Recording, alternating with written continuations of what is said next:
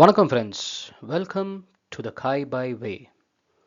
இன்வெஸ்ட்மெண்ட்டுங்கிற ஒரு வார்த்தையை கேட்டாலே எல்லாருக்கும் சும்மா அதிருது இல்லை?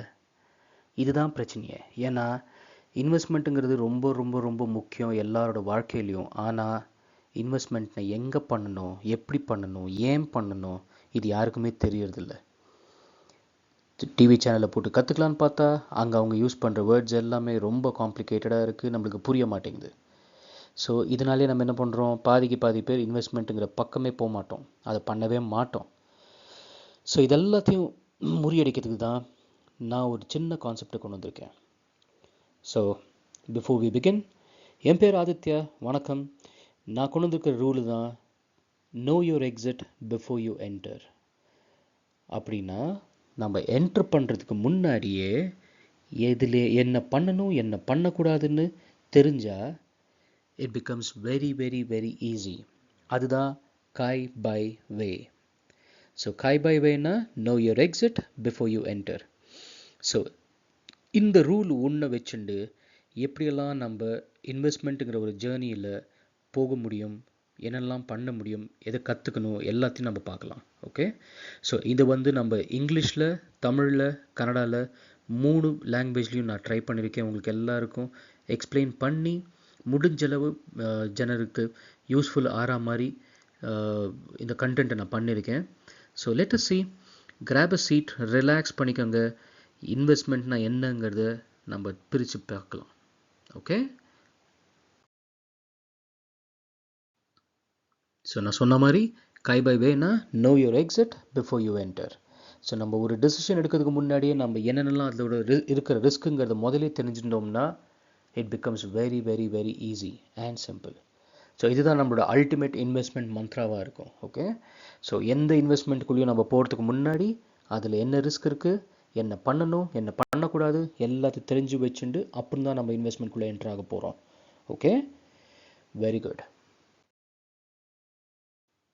ஸோ நம்ம ஒரு இன்வெஸ்ட்மெண்ட் பற்றி கற்றுக்கிறதுக்கு முன்னாடி நான் என்ன பண்ணியிருக்கேன்னா, இது எல்லாத்தையும் ஒரு சாப்டர், இப்போ ஃபார் எக்ஸாம்பிள் நம்ம தமிழ் புக்கை எடுத்தோம்னா ஸ்கூல் புக்கு, அதில் ஒரு சாப்டராக இருக்கும் இல்லையா?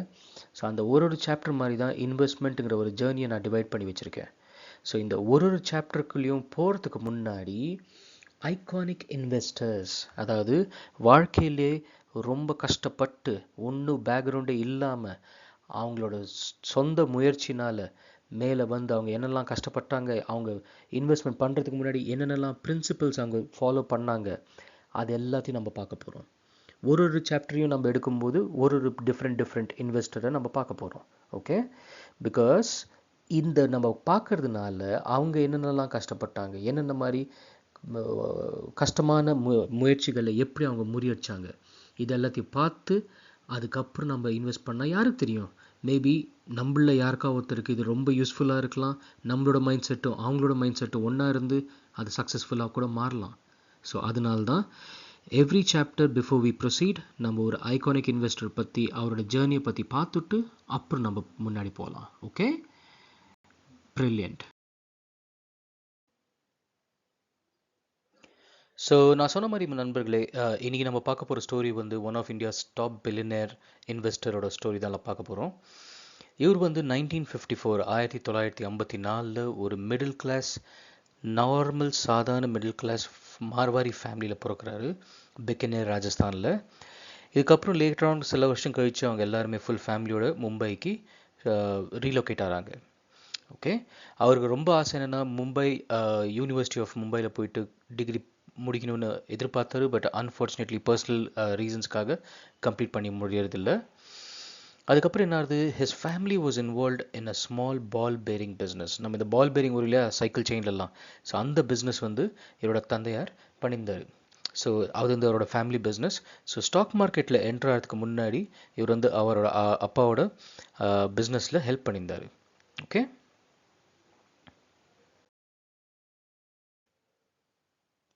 ஸோ ஃபேமிலி பிஸ்னஸான பால் பேரிங் பிஸ்னஸை பார்த்துருந்த நம்ம நபர் அன்ஃபார்ச்சுனேட்லி அவரோட தந்தையார் இறந்து போனப்புறம் ஸ்டாக் மார்க்கெட்டில் ஒரு ஸ்டாக் புரோக்கராக என்டர் ஆகிறாரு இன் 1980s. அவரோட என்ட்ரு ஆகும்போது கொஞ்சம் அவருக்கு வயசு ஜாஸ்தியாக இருந்தாலும் அவரோட பிரின்சிபல்ஸ், அவரோட பாலிசிஸ் எல்லாமே ரொம்ப சிம்பிளாக இருந்தது. அது மாத்திரம் இல்லாமல் அவர் எடுக்கிற டிசிஷன்ஸ் எல்லாமே ரொம்ப கரெக்டாக இருந்து ரொம்ப நல்ல ஒரு ப்ராஃபிட் ஒரு இன்வெஸ்ட்மெண்ட்லையும் பார்க்க ஆரம்பித்தார். இதனாலேயே அவருக்கு one of the most low profile most respected investors of Indian stock மார்க்கெட்னு ஒரு பேரையும் எடுத்தார். அங்கேருந்து என்னாச்சுன்னா his strategy was very simple but very very effective. அவரோட பிரின்சிபல் என்ன பண்ணால் ரொம்ப சிம்பிள். நல்ல கம்பெனியாக பார்க்கணும், தேடி பிடிச்சி ஒரு நல்ல கம்பெனியில் ஸ்டாக்ஸை வாங்கி அதை hold it for long term, முடிஞ்சளவு நாள் நம்ம வச்சுக்கணும்.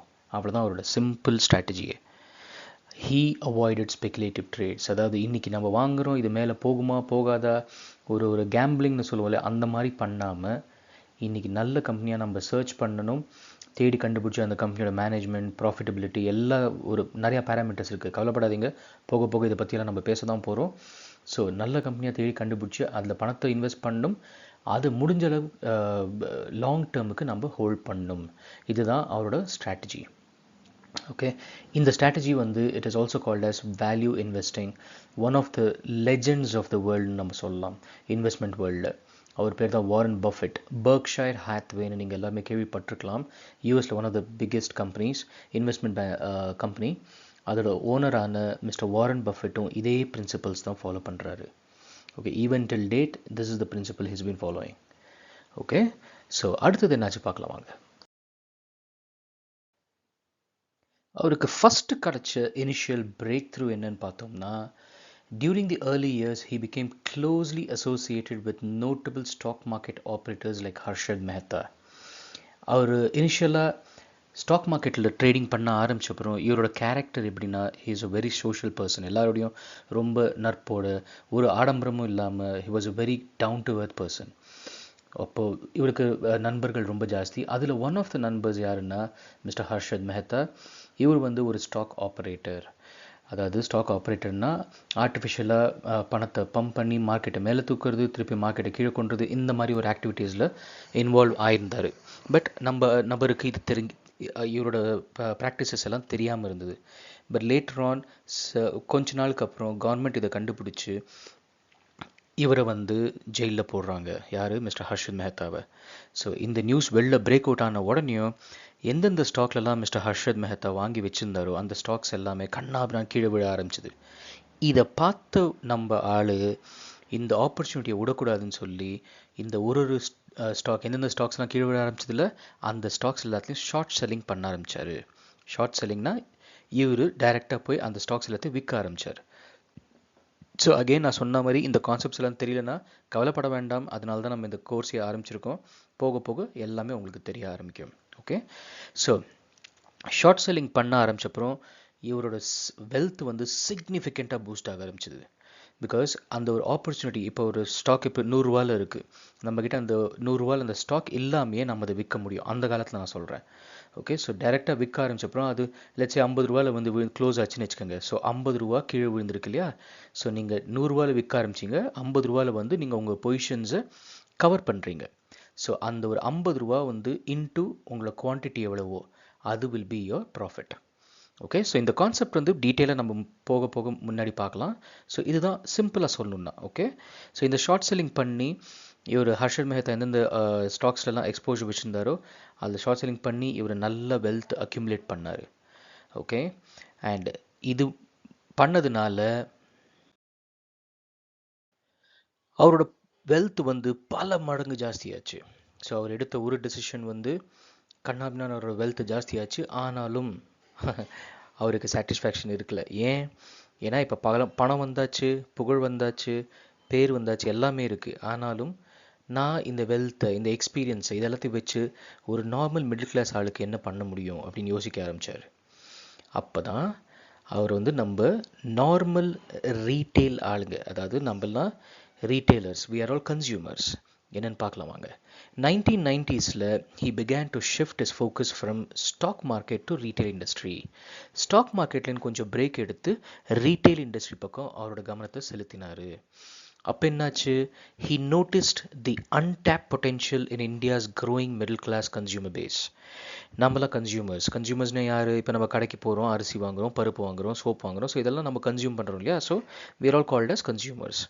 ஸோ இவரோட பணத்தையும் பவரையும் எக்ஸ்பீரியன்ஸையும் வச்சு நான் ஏன் நார்மல் ஒரு மிடில் கிளாஸ் ஆளுங்களுக்கு ஏதாவது ஹெல்ப் பண்ணக்கூடாதுன்னு யோசிக்கும் போது தான் ஒரு சூப்பர் ஐடியா இவருக்கு வந்தது. அது என்ன ஐடியா?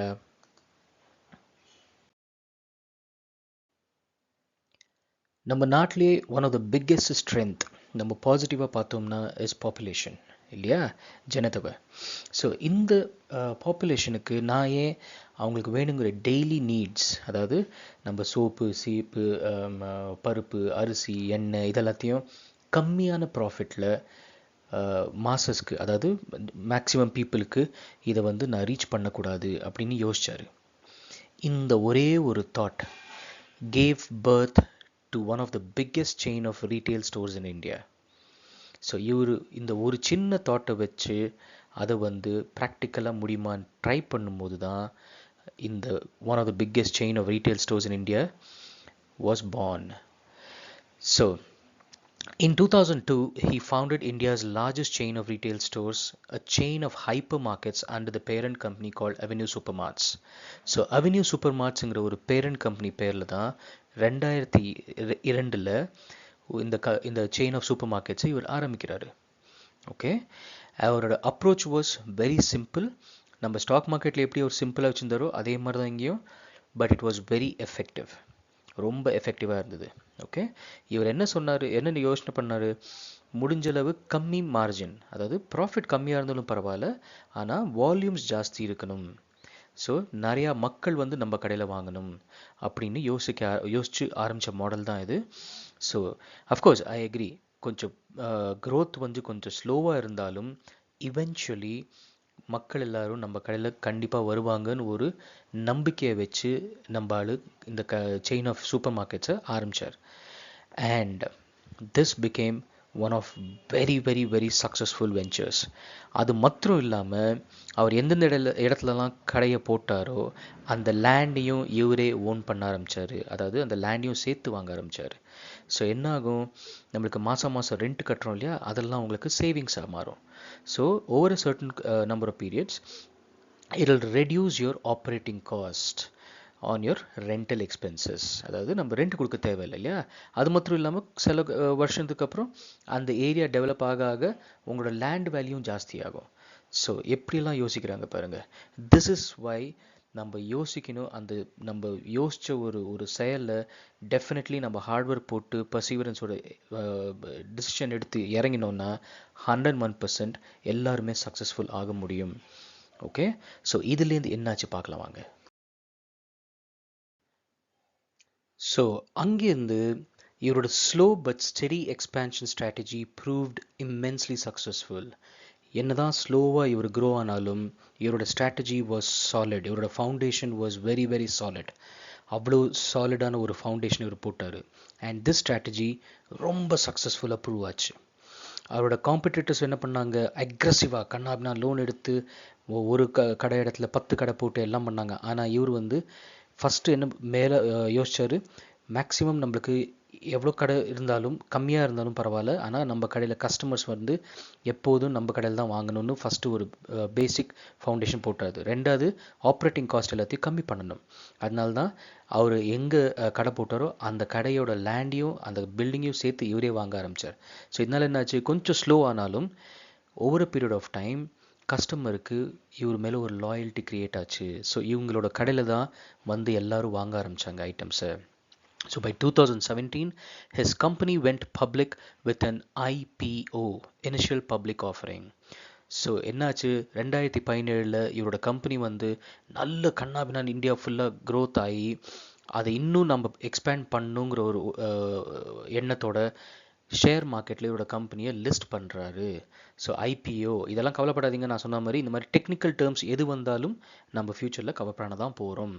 ஓகே, ஸோ ஐபிஓன்னு என்ன, இவர் வந்து நம்ம ப்ரைவேட்டாக இருக்கிற ஒரு கம்பெனியை ஷேர் மார்க்கெட்டில் நம்ம கொண்டு வரோம் இல்லையா, அந்த ப்ராசஸ் பேர் தான் initial public offering or IPO. Okay, so இவரோட கம்பெனி வருதுன்னு தெரிஞ்ச உடனே மக்கள் மத்தியில் செம்ம டிமாண்ட் இவரோட ஷேர்ஸ்க்கு. எனக்கு வேணும் உனக்கு வேணும்னு எல்லாம் போட்டி போட்டு வாங்க ஆரம்பித்ததுனால இவரோட கம்பெனியோட ஷேர்ஸ் வந்து 104 times ஓவர் சப்ஸ்கிரைப் ஆச்சு. சி, இதுதான் நியாயத்துக்கும் நேர்மைக்கும் கிடைக்கிற பரிசு. ஓகே, இதனாலேயே அவரோட ஒன் ஆஃப் த வெல்தியஸ்ட் இந்தியன் பிஸ்னஸ்மேனுங்கிற ஒரு பேர் கூட இவர் சம்பாதிச்சாரு. ஐபிஓவில் கம்பெனி நம்ம லிஸ்ட் பண்ணுறோம், அதாவது ஷேர் மார்க்கெட்டில் லிஸ்ட் பண்ணணுன்னா நம்ம கம்பெனியோட வேல்யூவேஷன் ஃபஸ்ட்டு பார்ப்பாங்க. நம்ம எவ்வளோ வருஷமாக இருக்கோம், என்ன ஷேர் வேல்யூ வைக்கலாங்கிறது எல்லாத்தையும் டிசைட் பண்ணி அதுக்கப்புறம் 300 ரூபான்னு டிசைட் பண்ணுறாங்க. இதெல்லாம் பேங்க்ஸ் ஆர் எக்ஸ்டர்னல் ஏஜென்சிஸ் வந்து பண்ணுவாங்க. ஸோ இந்த 300 ரூபான்னு டிசைட் பண்ண ப்ரைஸ் வந்து ஸோ 300 ரூபாயில் இவரோட கம்பெனியோட ஒரு ஷேரோட ஒர்த்துன்னு டிசைட் பண்ணி அதை லிஸ்ட் பண்ணலான்னு நினைக்கும் போது இவரோட ஷேர்ஸ் தான் 104 டைம் ஓவர் சப்ஸ்கிரைப் ஆச்சு இல்லையா. ஸோ அங்கேருந்து என்னாச்சு, ஸ்ட்ரெயிட்டாகவே இவர் மார்க்கெட்டில் இவரோட ஸ்டாக் லிஸ்ட் ஆகும்போது 604 ஆல்மோஸ்ட் என்ன எக்ஸாக்ட்லி 1 லட்ச ரூபா போட்டிருந்தா 2 லட்ச ரூபா, ஸ்ட்ரெயிட்டாகவே 600 ரூபாய்க்கு இவரோட கம்பெனி வந்து லிஸ்ட் ஆகுது. So this is what is called as a proper planning, execution and the path to success. அதுக்கப்புறம் என்னாச்சு, ஐபிஓ அதாவது இனிஷியல் பப்ளிக் ஆஃபரிங் நம்ம ஷேர் மார்க்கெட்டுக்குள்ளே வந்தாச்சு. அதுக்கப்புறம் என்னாச்சு, இன்றைக்கும் கூட his most successful retail chains in India, known for his cost efficiency, customer loyalty and robust financials. இன்றைக்கி கூட இவரோட கடையில் நம்ம போனோம்னா முடிஞ்சளவு நிறையா ஆஃபர்ஸ், அந்த ஆஃபர் இந்த ஆஃபர் காம்போ ஆஃபர், ஒன்று வாங்கினா இன்னொன்று ஃப்ரீ அப்படின்னு கண்ணாபின்னு ஆஃபர் கொடுத்து அவரோட ப்ராஃபிட் மார்ஜினை அவர் குறைச்சிண்டு பொதுமக்களுக்கு முடிஞ்சளவு நம்ம ஹெல்ப் பண்ணுங்கிற ஒரு எண்ணத்தோட, நல்ல எண்ணத்தோட அவர் தொடங்கின கம்பெனி இன்றைக்கும் இந்தியாவோட one of the top retail ஸ்டோர்ஸாக இருக்குது. அது மட்டும் இல்லாமல் இதுதான் கர்மாங்கிறது, நம்ம நல்லதையே நம்பினோம்னால் நம்மளுக்கும் நல்லதே திருப்பி வரும். So he is considered as one of the top billionaires. அவரோட பிஸ்னஸ் மட்டும் இல்லை, அவரோட பர்சனல் வெல்த் கூட கண்ணாபினான்னு க்ரோ ஆச்சு. He is considered as one of the top billionaires in India. He is known for his simplicity, humility and low-key lifestyle despite his immense wealth. அதாவது இவ்வளோ பணம் பண்ணப்புறமும் இவ்வளோ புகழ் பேர் எல்லாம் வந்தாலும் இந்த ஆள் வந்து ரொம்ப சிம்பிளான லைஃப் தான் இன்றைக்கும் வாழ்ந்துட்டுருக்காரு. எந்த ஒரு மீடியாவுக்கும் வர்றது கிடையாது. அவர் வந்து மீடியாவில் ரொம்ப ரேர், அதாவது நீங்கள் அவரை மீடியாவில் பார்க்கவே முடியாது. அவர் இன்டர்வியூ கொடுக்க மாட்டார். ஆனால் அவருக்கு என்ன தேவை, நான் உண்டு, என் பிஸ்னஸ் உண்டு, என்னோட கொள்கை என்னவோ அது மட்டும்தான் நான் யோசிப்பேன் அப்படின்னு அவரோட ஃபிலாசபியை இன்னி வரைக்கும் அவர் ஃபாலோ பண்ணிகிட்டே தான் இருக்கார். அவரோட ஃபிலாசபியில் ரொம்ப இம்பார்ட்டண்ட் என்னென்னா பேஷன்ஸ், பொறுமை, லாங் டேர்ம் திங்கிங். இன்றைக்கி நான் யோசித்தேன் நாளைக்கே எனக்கு பணம் வரணும்னு யோசிக்க மாட்டார். இன்றைக்கி நான் பணம் போட்டால் லாங் டேர்மில் என்ன கிடைக்கும் அதை மட்டும்தான் அவர் யோசித்தார். Plus focus on fundamentals. பேசிக்காக நான் எடுத்த ஒன்றுமே கார் ஓட்டணும்னு யோசிக்கல, ஃபஸ்ட்டு நான் பைக் ஆர் ஈவன் பைக் ஓட்டணும்னு கூட யோசிக்கல. அவர் ஃபஸ்ட்டு நான் சைக்கிளை தள்ளிட்டு போகலாம், சைக்கிளில் எப்படி ஓட்டணும்னு கற்றுக்கலாம், அதுக்கப்புறம் பைக்கை ஓட்டலாம், அதுக்கப்புறம் காரை ஓட்டலாம், அதுக்கப்புறம் லாரி ஓட்டலாம். இப்படி தான் படிப்படியாக அவர் முன்னேறினார். ஸோ அந்த ஒரு முயற்சி இன்றைக்கும் அவரை one of the top billionaires and most successful human பீயிங்காக நம்ம இந்தியாவிலே பார்க்கக்கூடிய ஒரு மனிதரில், சில மனிதரில் இவரும் ஒருத்தராக இருக்கார். ஸோ ஃப்ரெண்ட்ஸ், இவர் யாருங்கிறத பார்த்துடலாமா? நான் காமிச்சப்பறம் மேபி இவர் உங்களுக்கு தெரியாமல் இருக்கலாம். ஏன்னா இது இவரோட நேச்சர் அப்படி தான். எந்த ஒரு நான் சொன்ன மாதிரி பப்ளிக் மீட்டிங்ஸோ என்ன மீடியாக்கெல்லாம் வர்றது இவருக்கு பிடிக்காது. பட் இவர் ஆரம்பித்த கம்பெனி எதுன்னு நான் காமிச்சேன்னா அப்போ தான் உங்களுக்கு எல்லாருக்குமே ஆச்சரியமாகும். ஓகே, ஸோ ஃபஸ்ட் இவர் யாருங்கிறத பார்த்துல வாங்க. He is none other than mister Radhakishan Damani, who is also called as the humble billionaire. இவர் தான் நம்ம பேசிட்டு இருக்கிற நபர், மிஸ்டர் ராதாகிஷன் தமானி. இவருக்கு கம்பெனி ஆரம்பித்தது என்ன பேரில், அவென்யூ சூப்பர் மார்ட்ஸ். அது வந்து பேரண்ட் கம்பெனி இல்லையா. பட் அந்த பிராண்ட் இது. இப்போ நம்ம ஏர்டெல் இருக்குது, ஏர்டெல் வந்து ஒரு எக்ஸாம்பிள் கொடுக்கணுன்னா ஒரு பிராண்ட். ஆனால் ஏர்டெலோட பேரண்ட் கம்பெனி எது, பாரதி இல்லையா. இப்போ ட்ரெண்ட்னு நம்ம சொல்கிறோம், ட்ரெண்ட் என்னது, பேரண்ட் கம்பெனி. அதோட பிராண்ட் எது, ஜூடியோ. நம்மலாம் போய் ட்ரெஸ்ஸு வாங்குகிறோமே அது. ஸோ அதே மாதிரி மிஸ்டர் ராதாகிருஷ்ணன் தமானி ஆரம்பித்த கம்பெனியோட பேர் Avenue Supermarts, but the brand is DMart. So இதுதான். ஸோ டிமார்ட் தான் அவென்யூ சூப்பர் மார்ட்ஸுங்கிற பேரண்ட் கம்பெனியோட பிராண்ட். ஸோ இந்த கம்பெனி தான். ஸோ இப்போ நீங்கள் டிமார்ட்டுக்கு கோரிலேட் பண்ணி பாருங்கள். நீங்கள் எப்போ போனாலும் உங்களுக்கு வென் கம்பேர்ட் டு வேறு கடைகள் எல்லாம் கம்பேர் பண்ணி பார்த்தீங்கன்னா உங்களுக்கு ப்ரைஸ் ரொம்ப சீப்பாகவே கிடைக்கும். ஸோ இந்த கம்பெனி எப்படி மேலே வந்தது, வாட் இஸ் த ஹிஸ்ட்ரி, இந்த ப்ரமோட்டர் யார், ப்ரமோட்டர்னா த ஓனர் பேர் தான் ப்ரமோட்டர்னு சொல்லுவாங்க. ஓகே, ஸோ இவரோட லைஃப் ஸ்டோரி நம்ம பார்த்தோம். ஸோ இப்போ உங்களுக்கு ஒரு ஐடியா கிடச்சிருக்கும் இல்லையா. ஸோ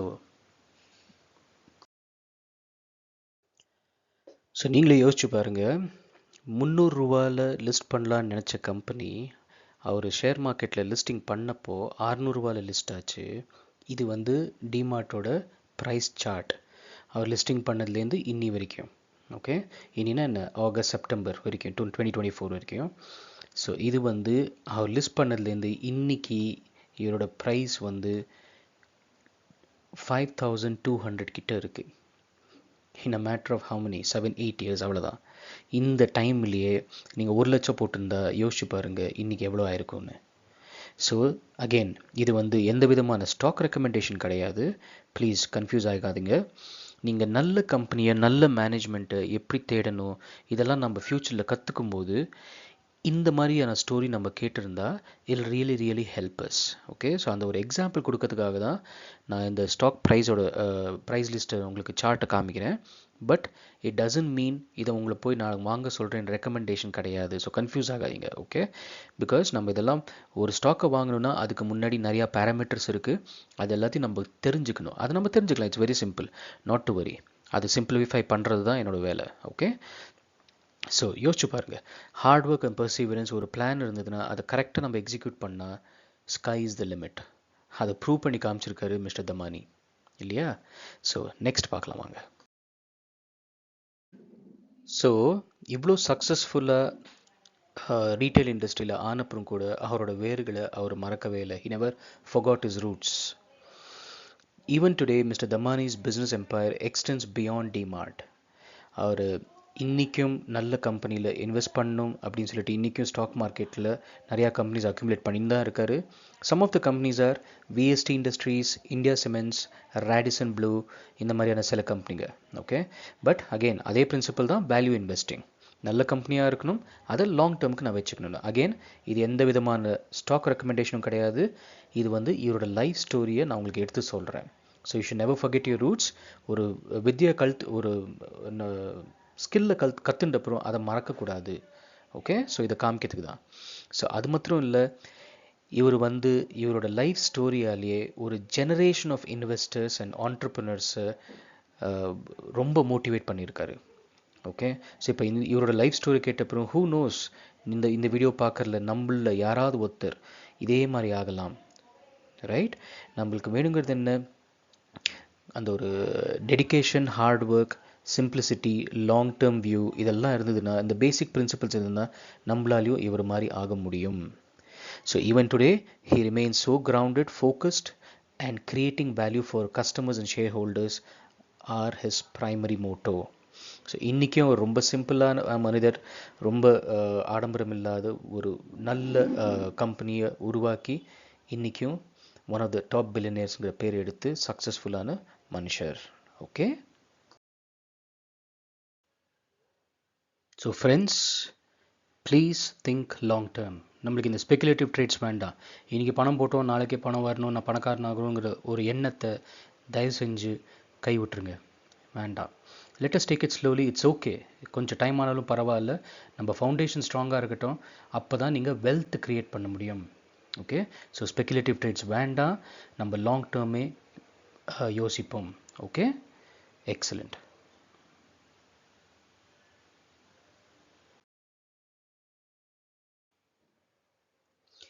இவரோட லைஃப் பிரின்சிபல்ஸ்லேருந்து what can we learn or key takeaways என்ன? Stick with quality companies.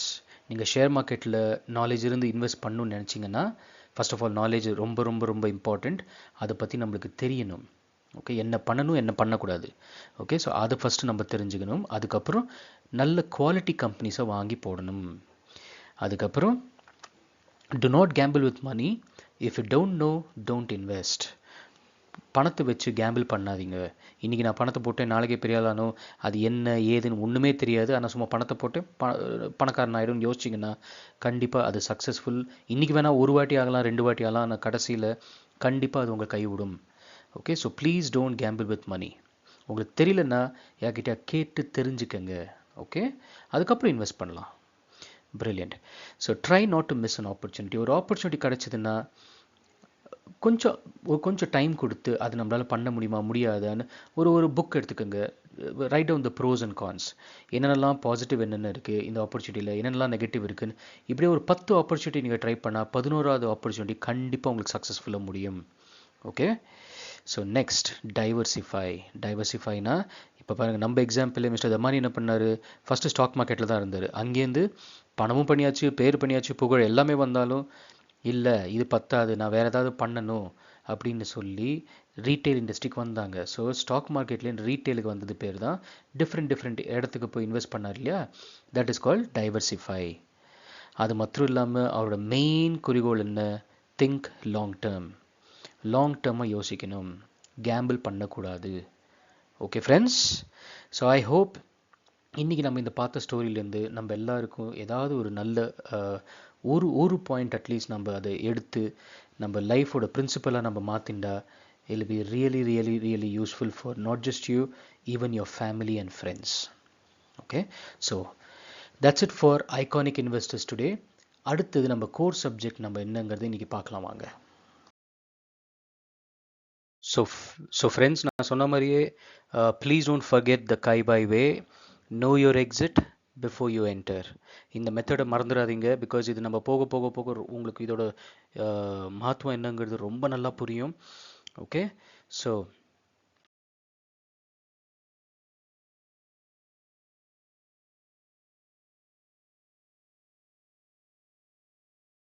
இன்வெஸ்ட்மெண்ட்டை பற்றி நம்ம கற்றுக்கிறதுக்கு முன்னாடி சில ஃபைனான்ஷியல் டேர்ம்ஸை பற்றி நம்ம ஃபஸ்ட்டு புரிஞ்சுக்கணும்.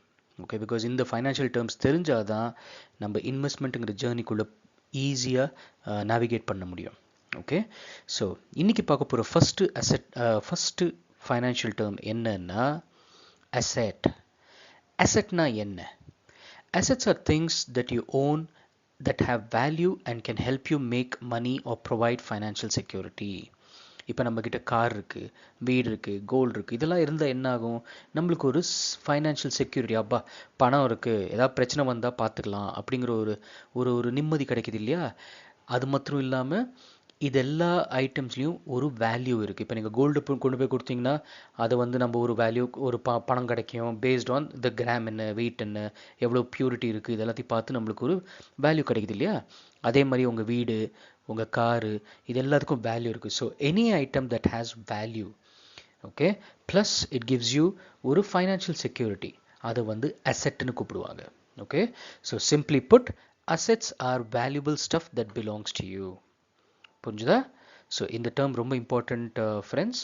ஸோ பார்க்கலாம் வாங்க, அடுத்தது என்னங்கிறது பார்க்கலாம்.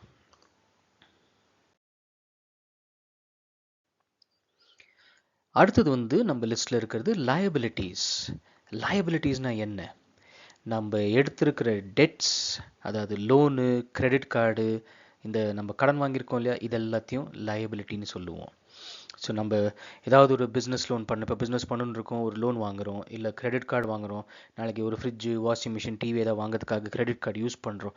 இந்த கடன் இருக்கு இல்லையா, இது பேர் தான் லயபிலிட்டிஸ். ஸோ இது ரொம்ப ரொம்ப இம்பார்ட்டண்ட். நீங்கள் அசெட்டோட லயபிலிட்டிஸை ரொம்ப கேர்ஃபுல்லாக யோசிச்சு தான் நீங்கள் முடிவெடுக்கணும். ஓகே, நெக்ஸ்ட் என்ன? Equity. ஈக்விட்டினா it is the value of what you own after subtracting what you owe. Simple. நம்மக்கிட்ட இப்போ 2 கோடி ரூபாய்க்கு ஒரு வீடு இருக்குன்னு வச்சுக்கோங்க. அந்த வீட்டில் 50 லட்ச ரூபாய்க்கு பேங்க் லோன் இருக்குது. ஸோ 2 கோடி மைனஸ் 50 லட்சம் எவ்வளோ? 1.5 கோடி இல்லையா. ஸோ இந்த 1.5 கோடி தான் நம்மளோட ஈக்விட்டி. ஸோ நம்ம இது ஃபஸ்ட்டு பார்த்த ஃபைனான்ஷியல் டேர்ம் என்ன? அசெட் இல்லையா. அந்த அசெட்லேருந்து லயபிலிட்டி. லயபிலிட்டின்னு என்ன? நம்மக்கிட்ட இருக்கிற கடன். அந்த கடனை நீங்கள் மைனஸ் பண்ணிங்கன்னா என்ன கையில் மீறுதோ அதுதான் ஈக்விட்டின்னு சொல்லுவாங்க. Simple. I hope it is not that complicated. ரொம்ப சிம்பிள் இல்லையா. ஓகே, அடுத்தது என்னன்னு பார்க்கலாம் வாங்க.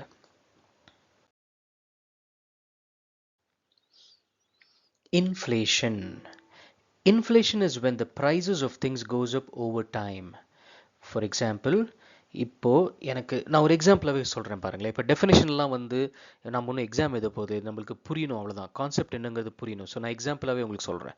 எனக்கு இப்பயும் ஞாபகம் இருக்குது, ஒரு 25-30 வருஷத்துக்கு முன்னாடி நான் ஒரு மசால் தோசை சாப்பிட்ணுன்னா 10 ரூபாலேருந்து 15 ரூபா கூட கிடச்சிருந்தது. ஆனால் இன்னைக்கு 100 ரூபா, 150 ரூபா, 200, 300 ரூபா கூட ஒரு மசால் தோசை சார்ஜ் பண்ணுறாங்க இல்லையா? ஏன்? அதே பொருள் தான், அதே தோசை தான். 25-30 வருஷம் முன்னாடியும் அதே தோசை தான், இன்றைக்கும் அதே தோசை தான். ஆனால் ரேட் ஏன் ஜாஸ்தியாக போச்சு? அந்த கான்செப்ட் பேர் தான் இன்ஃப்ளேஷன். இன்ஃப்ளேஷன்னா வேறு ஒன்றும் இல்லை, எல்லா நார்மல் ரா மெட்டீரியல்ஸ் இருக்கு இல்லையா, அதோட விலை மதிப்பு ஜாஸ்தியாகும், நம்ம பணத்தோட மதிப்பு கம்மியாகும். ஸோ அன்னைக்கு நம்ம வாங்கின அதே ஐட்டமை இன்னைக்கு நம்ம கூட பணம் கொடுத்து வாங்குறோம்ல, அந்த கான்செப்டுக்கு பேர் தான் இன்ஃப்ளேஷன்னு சொல்லுவாங்க.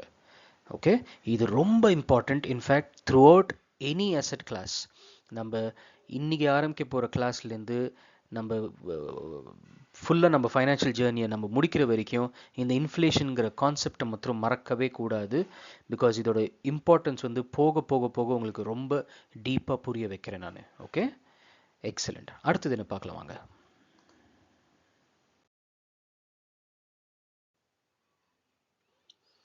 ஐபிஓ நம்ம பார்த்தோம் இல்லையா? மிஸ்டர் தமானி வந்து ப்ரைவேட் கம்பெனியாக இருக்கும்போது அந்த கம்பெனி வந்து நம்ம ஷேர் மார்க்கெட்டில் கொண்டு வந்து லிஸ்ட் பண்ணணும்னு நினச்சாரு. அந்த ப்ராசஸ் பேர் தான் initial public offering or IPO. நான் அப்போயே உங்களுக்கு எக்ஸ்பிளைன் பண்ண இல்லையா? அதே தான், சிம்பிள். ஓகே, ஸோ ஜஸ்ட் ஒரு சிம்பிள் எக்ஸாம்பிள் கொடுத்துருக்கேன். லெட்ஸ் சே டெக்ஸ்டார்ட்னு ஒரு கம்பெனி இருக்குது. அவங்க வந்து ரொம்ப நல்லா க்ரோ பண்ணிட்டு இருக்காங்கன்னு வச்சுக்கோங்க. ஒரு 5 வருஷம் 10 வருஷம் ஆச்சு, ரொம்ப நல்லா அவங்க கம்பெனியை க்ரோ பண்ணுறாங்க. இப்போது எக்ஸ்பேண்ட் பண்ணணும். எக்ஸ்பேண்ட் பண்ணணுன்னா என்ன வேணும்? பணம் வேணும் இல்லையா? ஸோ அந்த பணம் வேணும்னா நம்மள்கிட்ட சில ஆப்ஷன்ஸ் இருக்குது. ஒன்று பேங்க் கிட்ட போய் கேட்கலாம், இல்லை நம்ம லோக்கல் ப்ரைவேட்டாக வட்டிக்கு வாங்குவோம் இல்லையா, அவங்கக்கிட்ட போய் கேட்கலாம். பட் நீங்கள் உங்களோட எக்ஸ்பேன்ஷன் பிளான்ஸ் ரொம்ப அக்ரெசிவாக ரொம்ப பெருசாக பண்ணணும்னு நினச்சிங்கன்னா இவங்ககிட்டலாம் பண்ண முடியாது. ஸோ அதனால் என்ன பண்ணுறாங்க, மூணாவது ஆப்ஷன் வந்து ஷேர் மார்க்கெட்டில் அவங்களோட கம்பெனியை லிஸ்ட் பண்ணலாம். லிஸ்ட் பண்ணுறதுனால என்ன ஆகும்? நம்ம சாமானிய மக்கள், இன்ஸ்டிடியூஷன்ஸ் எல்லாம் இருக்காங்களே, இப்போ பேங்க்ஸு, மியூச்சுவல் ஃபண்ட், இவங்கெல்லாம், இல்லை நீங்கள் நம்மலாம் நம்ம பணத்தை போடுவோம்ல, இந்த பணத்தை வச்சு இவங்கெல்லாம் வேறு வேறு பிரான்ச் ஓப்பன் பண்ணி கம்பெனி எக்ஸ்பேண்ட் பண்ணுவாங்க.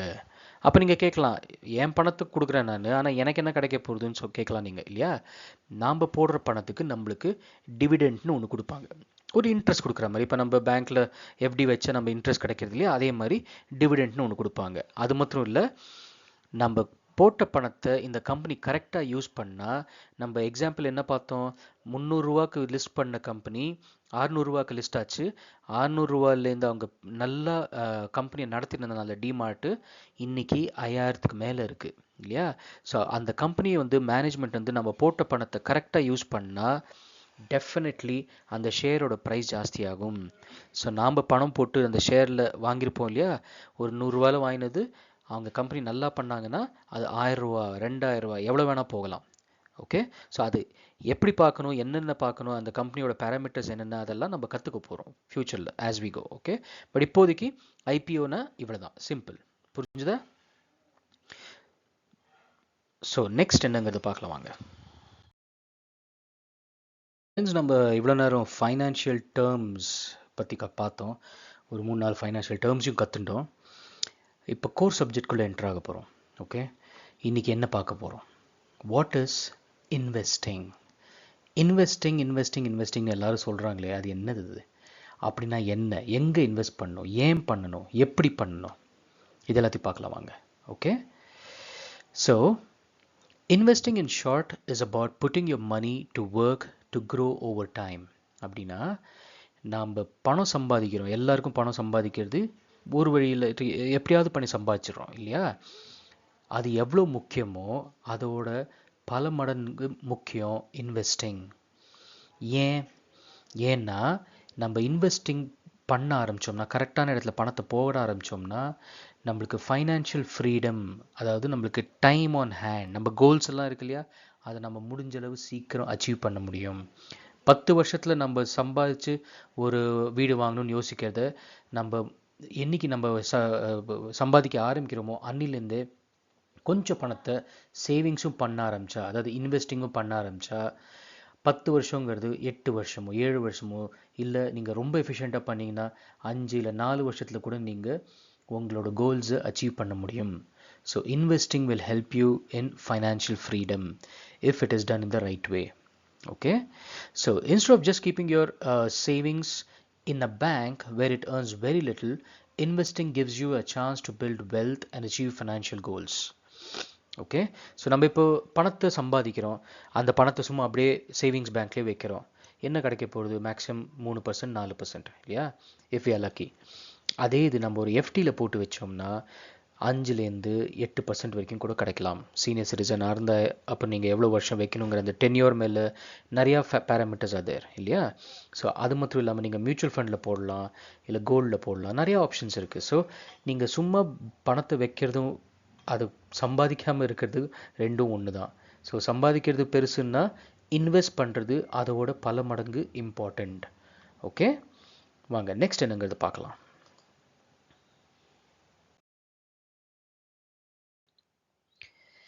இப்போ இன்வெஸ்ட்மெண்ட் நம்ம பார்த்தோம் இல்லையா. இப்போ இன்வெஸ்ட்மெண்ட் எங்கெங்கெல்லாம் பண்ண முடியும்? What are all the different avenues available? Okay, number 1 வந்து ஃபிக்ஸ்ட் டெபாசிட். இதை வந்து எஃப்டின்னு கூட கூப்பிடுவோம். கரெக்ட், இது எல்லாருக்குமே தெரிஞ்சது தான் இல்லையா. ரெண்டாவது கோல்டு, தங்கம் வாங்கலாம். கரெக்ட். மூணாவது ரியல் எஸ்டேட். ரியல் எஸ்டேட்னா இது ஒரு ப்ராடர் வியூ. பட் ரியல் எஸ்டேட்குள்ளேயே உங்களுக்கு சைட் ஆகலாம், அதாவது ஒரு லேண்ட் ஆகலாம், இல்லை ஒரு வீடு ஆகலாம், இல்லை ஒரு கமர்ஷியல் பில்டிங் ஆகலாம், இல்லை ஒரு ஃபேக்ட்ரியோ இல்லை கடையோ, இதெல்லாம் நம்ம ரெண்ட்டுக்காக நம்ம வாங்குகிறோம் இல்லையா. ஸோ இதெல்லாமே ரியல் எஸ்டேட்குள்ளே தான் அடங்கும். ஓகே, ஸோ இது மூணாவது.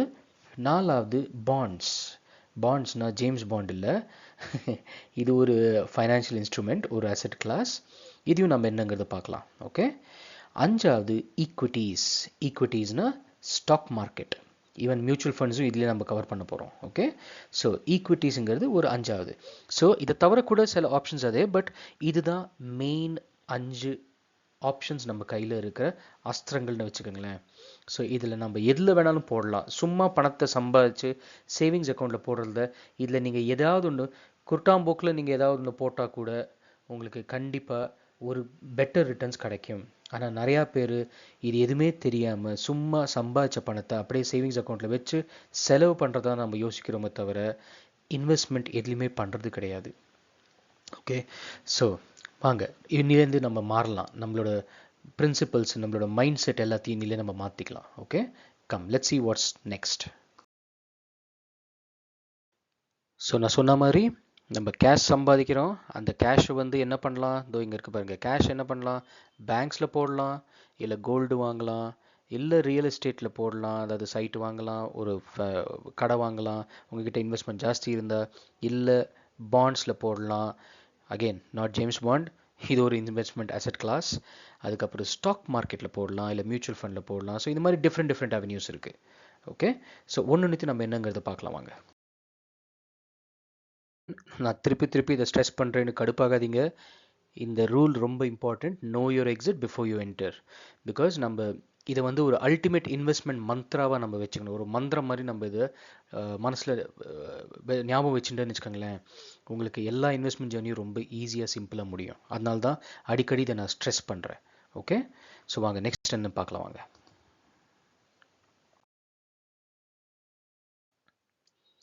ஃபஸ்ட்டு அசெட் கிளாஸ் என்ன?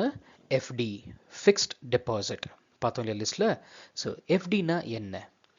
இதை நம்ம ஒரு அக்கௌண்ட் மாதிரின்னு வச்சுக்கோங்க. இப்போ நம்ம பேங்க் அக்கௌண்ட் இருக்கு இல்லையா, பணத்தை சம்பாதிச்சு நம்ம வைக்கணும்னா என்ன பண்ணுவோம்? ஒரு பேங்க்கில் போய் அக்கௌண்ட் ஓப்பன் பண்ணுவோம்.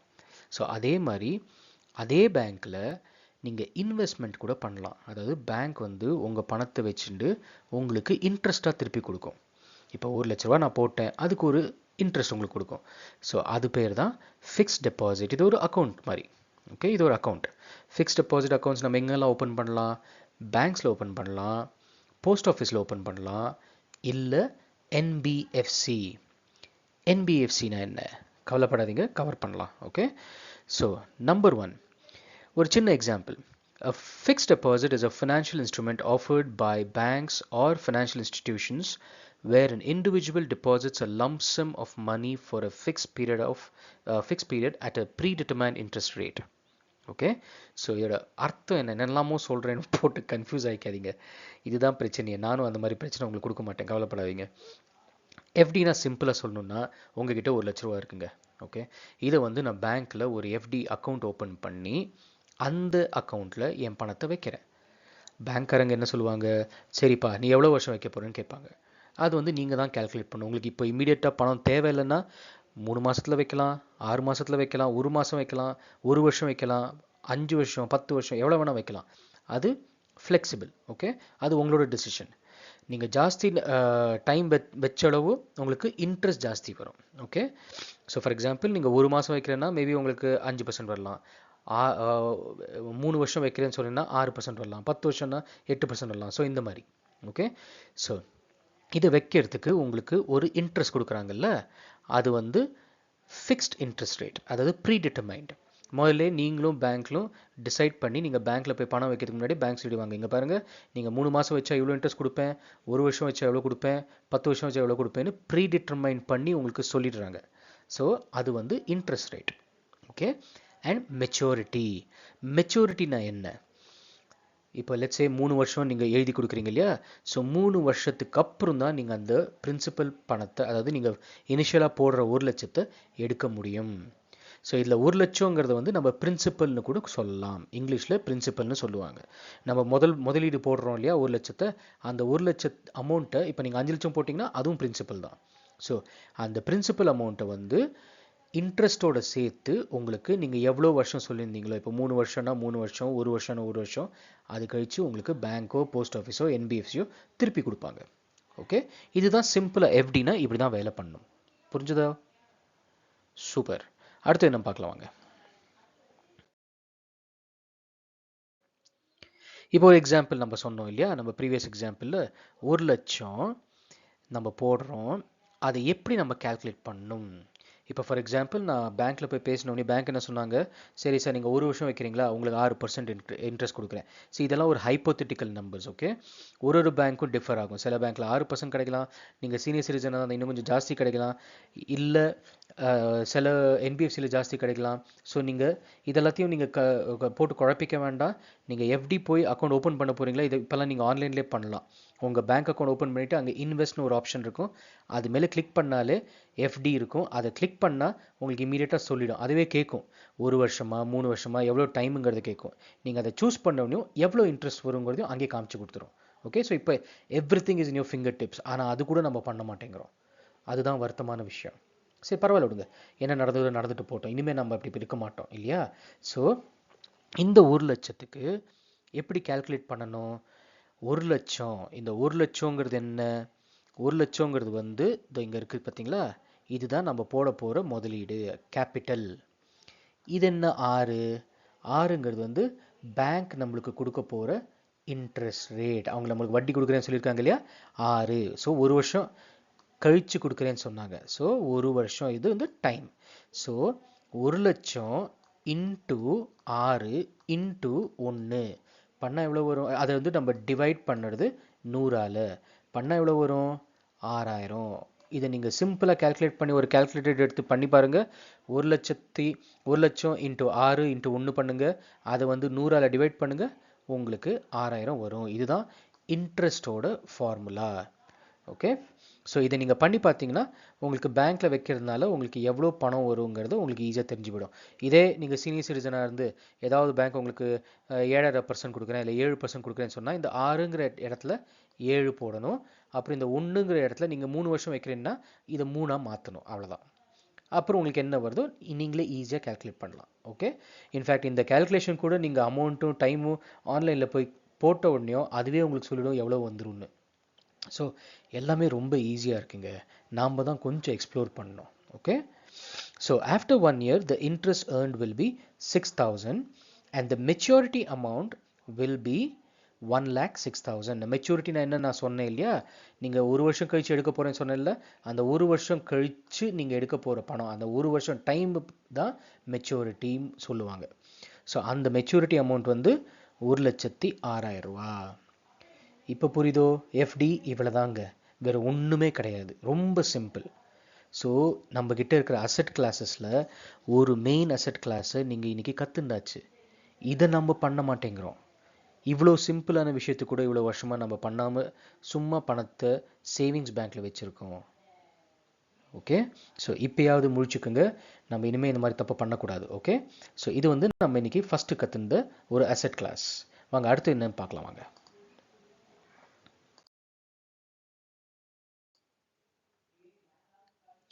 இந்த எஃப்டியில் போடுறதுனால என்னென்னலாம் நம்மளுக்கு பெனிஃபிட்ஸ் கிடைக்கும்? ஓகே, ஒரு அட்வான்டேஜ் என்ன? Number 1, guaranteed returns. கேரண்டீட் ரிட்டர்ன்ஸ்னால் என்னாச்சு? நீங்கள் பேங்க்கில் போய் பேசணும்னு என்ன சொன்னாங்க? இல்லை ஆன்லைனில் அக்கௌண்ட் ஓப்பன் பண்ணும்போது நீங்கள் ஒரு வருஷம் வச்சா நான் உங்களுக்கு 6% கொடுக்குறேன், இல்லை 7% கொடுக்குறேன், இல்லை 8% கொடுக்குறேன், முதலே சொல்லிட்டாங்க. ஸோ உங்களுக்கு கேரண்டியாக தெரியும், பக்காவாக தெரியும். ஓகே, ஒரு வருஷம் கழித்து நான் 1 லட்சம் போட்டேன்னா 6%னா 6000 ரூபா எனக்கு வரும். கரெக்டாக? ஸோ அதை வச்சு நீங்கள் உங்களோட ஃபைனான்ஷியல் பிளானிங் பண்ணலாம். ஃபைனான்ஷியல் பிளானிங்னா ஒரு வருஷம் கழிச்சு எனக்கு 6000 ரூபாய்க்கு நீங்கள் ஏதாவது ஒரு அசெட் வாங்கலாம் இல்லை அப்படின்னு யோசிச்சு வைக்கலாம். என்ன கிடைக்குங்கிறது உங்களுக்கு முதலே தெரிஞ்சு போச்சு தெளிவாக, இல்லையா? ஸோ அது first. Second, low risk. Risk வந்து இதில் ஆல்மோஸ்ட் நில், ஆல்மோஸ்ட் கிடையாது. ஏன்னா இது வந்து நம்ம இன்வெஸ்ட் பண்ண போகிறது வந்து பேங்க்ஸில், போஸ்ட் ஆஃபீஸில், என்பிஎஃப்சிஸில். ஓகே, ஸோ இதெல்லாமே ரொம்ப சேஃபான இடத்துல இன்வெஸ்ட் பண்ணுறோம். ஸோ அதனால் ரொம்ப ரொம்ப ரொம்ப லோ ரிஸ்க். மூணாவது, ஃப்ளெக்சிபிள் டென்யூர்ஸ். ஃப்ளெக்சிபிள் டென்யூர்ஸ்னால் என்ன? இதில் வந்து ஒரு வருஷம் தான் போடணும், இல்லை 10 வருஷம் தான் போடணுன்னெல்லாம் கிடையாது. நீங்கள் 1 மாதம் போடலாம், 3 மாதம் போடலாம், 6 மாதம் போடலாம், 6 வருஷம் போடலாம். ஸோ இது உங்களோட பணம், எக்ஸ்கியூஸ் மீ, நீங்கள் என்ன டிசைட் பண்ணுறீங்களோ அது பிரகாரம் நம்மளுக்கு டென்யூர் கிடைக்கும். Okay, brilliant. அடுத்தது என்ன? Rate of return. Rate of ரிட்டர்னுங்கிறது, அதாவது நம்ம இப்போ இன்ட்ரெஸ்ட் நான் சொன்னேன் இல்லையா, சில இடத்துல 6 கிடைக்கலாம், சில இடத்துல 7, 8 இந்த மாதிரின்னு. அது எப்படி ஃப்ளக்சுவேட் ஆகுதுன்னா பேங்க்ஸ் பாலிசி. சில பேங்க்ஸ் சில மாதிரி ஒர்க் ஆகும். அது என்னங்கிறத நம்ம ஃப்யூச்சரில் போய் பார்க்கலாம். இப்போ டென்ஷன் ஆகாதீங்க. ஓகே, அடுத்தது டியூரேஷன் ஆஃப் த டெபாசிட். இது உங்கள் கையில் தான் இருக்குது. நீங்கள் 3 மாதம் கம்மியாக வச்சிங்கன்னா உங்களுக்கு கம்மியான ரிவார்ட் கிடைக்கும். நீங்கள் ஜாஸ்தி டைம் வச்சிங்கன்னா ஜாஸ்தி ரிட்டர்ன்ஸ் கிடைக்கும். இப்போ 1 வருஷம் வைக்கிறது பதிலாக நீங்கள் 3 வருஷம் வச்சிங்கன்னா 7ங்கிறது 7.5% வரலாம், இல்லை 8% கூட வரலாம். நீங்கள் அங்கே நான் சொன்ன மாதிரி அந்த இன்வெஸ்ட் உங்கள் பேங்க் அக்கௌண்ட்டில் லாகின் பண்ணிவிட்டு உங்ககிட்ட ஆன்லைன் ஆக்சஸ் இருந்தால் அங்கே போய் கிளிக் பண்ணுங்கள், இன்வெஸ்ட்டுங்கிற ஆப்ஷனை ப்ரெஸ் பண்ணுங்கள், எஃப்டி காமிக்கும். அது மேலே நீங்கள் டைமை சூஸ் பண்ணுங்கள், அமௌண்ட்டை சூஸ் பண்ணுங்கள், ஆட்டோமேட்டிக்காக அது இன்ட்ரெஸ்ட் மாறும். அங்கேயே காமிச்சு கொடுத்துரும். இல்லை ஒன்றும் புரியலையா, ஸ்ட்ரெயிட்டாக உங்கள் பேங்க் எந்த பிரான்ச்சில் இருக்கோ அங்கே போங்க, சொல்லுங்கள் அவங்ககிட்ட, சார் நான் 1 வருஷம் போடணுன்னா எனக்கு எவ்வளோ கிடைக்கும், 1.5 வருஷம் போடணுன்னா எனக்கு எவ்வளோ கிடைக்கும், 3 வருஷம் 10 வருஷம் நீங்கள் டிசைட் பண்ணி அவங்களோட பேசி அவங்களே உங்களுக்கு ஹெல்ப் பண்ணுவாங்க. ஓகே, ஸோ அது நம்பர் 2. மூணாவது என்ன? Prevailing market conditions. இப்போ என்ன மார்க்கெட் கண்டிஷன்ஸ் இருக்குது, இன்ஃப்ளேஷன் எவ்வளோ இருக்குது, பாலிசிஸ் என்னென்ன இருக்குது, பட்ஜெட்டில் என்ன சொல்கிறாங்க, இதெல்லாம் மார்க்கெட் கண்டிஷன்னு சொல்லுவாங்க. ஓகே, ஸோ இதெல்லாம் கூட நம்ம ரேட் ஆஃப் ரிட்டர்னை பாதிக்கும். ஓகே, ஸோ இதெல்லாத்தையும் நம்ம ஸ்லோவாக கற்றுக்கலாம். இப்போதைக்கு இவ்வளோ தெளிவு வந்திருக்கு இல்லையா, போக போக இன்னும் தெளிவாகிறது என்னோட கடமை. ஓகே, ஸோ அடுத்து என்ன பார்க்கலாம் வாங்க.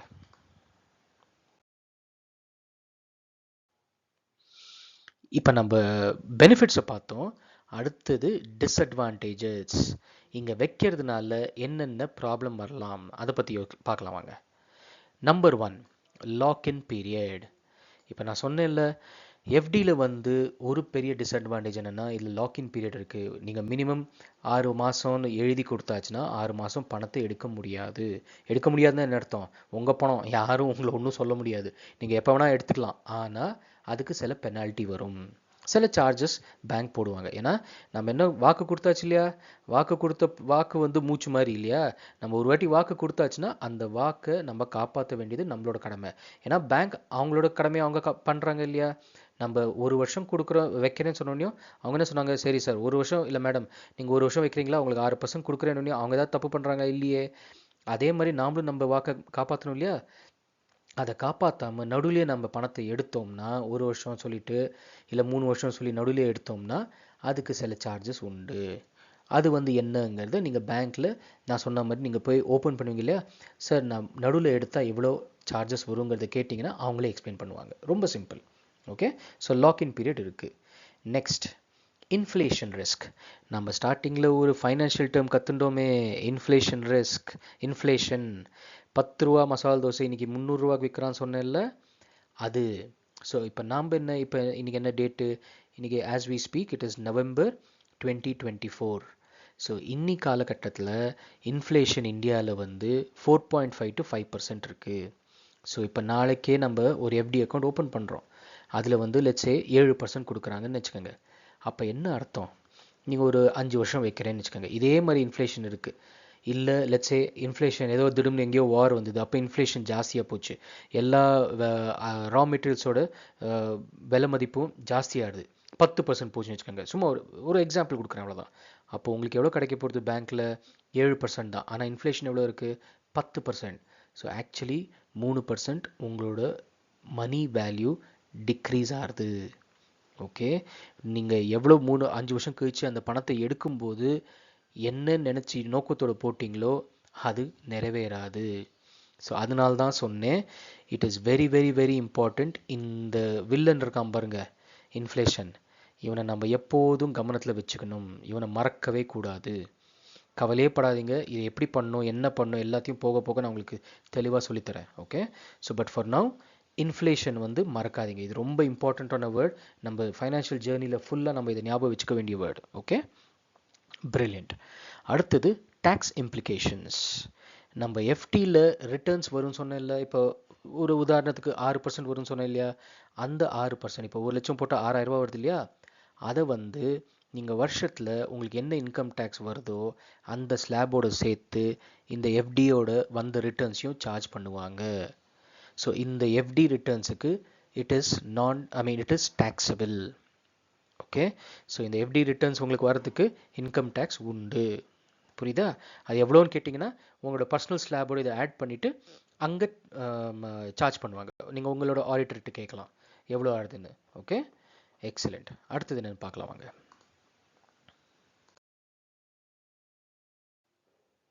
ஸோ ஃப்ரெண்ட்ஸ், நம்ம இவ்வளோ நேரம் இன்ஃப்ளேஷன் என்னென்னு பார்த்தோம், எஃப்டினா என்னென்னு பார்த்தோம், அதோட பெனிஃபிட்ஸ் பார்த்தோம், டிஸ்அட்வான்டேஜஸ் பார்த்தோம், நிறையா விஷயம் கற்றுட்டோம் இல்லையா. எங்கே எஃப்டி வைக்கலான்னு கூட பார்த்தோம், பேங்க்ஸு, போஸ்ட் ஆஃபீஸ் இதெல்லாம் பார்த்தோம், என்பிஎஃப்சிங்கெல்லாம் இல்லையா. இப்போது நான் உங்ககிட்ட ஒரு விஷயம் சொன்னால் நீங்களே கொஞ்சம் கன்ஃபியூஸ் ஆவீங்க. இப்போ பேங்க்னு நம்ம சொல்கிறோம் இல்லையா, பேங்க்ஸ்லேயே டிஃப்ரெண்ட் டைப்ஸ் இருக்குது. ஓகே, இது என்னடா இது புதுசாக பாம்பு போடுறான்னு நினைக்காதீங்க, பார்க்கலாம் வாங்க என்னதுன்னு. Number 1, PSU banks. பிஎஸ்யூ பேங்க்ஸ்னால் என்ன? Public sector undertaking. ரொம்பலாம் குழப்ப மாட்டேன் நான். பப்ளிக் செக்டர் பேங்க்னால் இந்த பர்டிகுலர் பேங்க்கில் 100% ஸ்டேக்கில் கவர்மெண்ட்டோட ஸ்டேக் வந்து 50%க்கு மேலே இருக்கும். விச் சிம்பிளி மீன்ஸ் இதெல்லாம் கவர்மெண்ட் பேங்க்ஸ். புரிஞ்சுதா? ஸோ நம்ம சொன்ன மாதிரி ஃபஸ்ட் இது வந்து பிஎஸ்யூ பேங்க்ஸ். ஸோ பிஎஸ்யூ பேங்க்ஸில் கவர்மெண்ட்டோட ஸ்டேக்னா என்ன?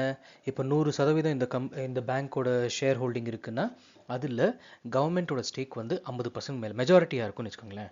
மெஜாரிட்டி ஸ்டேக் வந்து கவர்மெண்ட்டோட தான் இருக்கும். ஸோ இதெல்லாம் government banks. Okay, so public banks usually have lower loan interest rates and better loan terms compared to their private counterparts. அப்படின்னா நம்ம இந்த பப்ளிக் செக்டர் பேங்க் இருக்கு இல்லையா, இந்த பேங்க்கில் போய் நம்ம ஒரு லோன் வாங்குகிறோன்னா, இப்போ ஹோம் லோனாக இருக்கலாம், பைக் லோனாக இருக்கலாம், கார் லோன், எந்த வேணால் பர்சனல் லோன், இந்த மாதிரி பப்ளிக் செக்டர் பேங்க்ஸில் போய் நம்ம லோன் வாங்குகிறோன்னா அவள் நம்மளுக்கு சார்ஜ் பண்ணுவா இல்லையா. இப்போ 1 லட்ச ரூபா நம்ம லோன் வாங்குகிறோன்னா அதுக்கு வட்டி போடுவாங்கள்ல, அது வந்து ப்ரைவேட் பேங்க்கோட பப்ளிக் பேங்க்ஸில் கொஞ்சம் கம்மியாக இருக்கும். ஓகே, அகெயின் ஒரு பேங்க்கும் இது டிஃபர் ஆகும். நீங்கள் ஒரு பேங்க்லேயும் போய் கேட்டிங்கன்னா அவங்களே சொல்லுவாங்க பர்சனல் லோனுக்கு எவ்வளோ, ப்ரைவேட் லோனு ஹோம் லோனுக்கு எவ்வளோ, கார் லோனுக்கு எவ்வளோன்னு உங்களுக்கு சொல்லுவாங்க. Okay, வெராஸ் one disadvantage of public banks is they are slow in adoption of new technologies as compared to the private banks. அதாவது புது டெக்னாலஜி ஏதாவது வந்ததுன்னா இந்த பப்ளிக் செக்டர் பேங்க்ஸ் கொஞ்சம் ஸ்லோவாக இருக்காங்க அவங்க இம்ப்ளிமெண்ட் பண்ணுறதுல. ஆனால் இது கூட நல்லாவே மாறிண்டு வருது. இப்போது கூடிய சீக்கிரம் பப்ளிக் செக்டர் பேங்க்ஸும் at par with private banks ஆகிடுவாங்க. ஓகே, ஸோ இது மாத்திரம் இல்லை, நம்ம இந்தியாவில் நம்ம பாரத தேசத்துலேயே 12 PSU பேங்க்ஸ் இருக்குது. என்னென்னு பார்க்கலாம் வாங்க. Number 1 bank of Baroda, bank of India, bank of Maharashtra, Canara bank, central bank of India, Indian bank, Indian overseas bank, ஐஓபின்னு கூட கூப்பிடுவோம், PNB, Punjab national bank, Punjab and Sind bank, State Bank of India, SBI, Union Bank of India and UCO Bank. So இதெல்லாம் உங்களுக்கு வந்து government banks, public sector பேங்க்ஸ்னு சொல்லுவாங்க. Okay, so அவங்களோட logo, some of the logos எடுத்திருக்கேன், அவ்வளோதான். அடுத்தது என்னன்னு பார்க்கலாம் வாங்க. ப்ரைவேட் பேங்க்ஸ்னால் ஒன்றும் இல்லை, இப்போ நம்ம பார்த்தது கவர்மெண்ட் இல்லையா, அதே மாதிரி 100% இவங்களோட ஷேர் ஹோல்டிங்கில் மேக்ஸிமம் ஷேர் ஹோல்டிங்ஸ் இவங்க கிட்ட தான் இருக்கும், ப்ரைவேட் ஆளுங்க கிட்ட தான் இருக்கும். ஸோ இப்போ நாளைக்கு நீங்களும் நானும் ஒரு பேங்க் ஆரம்பிக்கிறோம்னு வச்சுக்கோங்க, என்கிட்ட சத்தியமாக பணம் கிடையாது, அவ்வளோ பேங்க் ஆரம்பிக்கிற அளவெல்லாம். ஸோ உங்களில் யாராவது ஒருத்தர் பேங்க் ஆரம்பிச்சிங்கன்னா அதை வந்து ப்ரைவேட் பேங்க்னு சொல்லுவாங்க.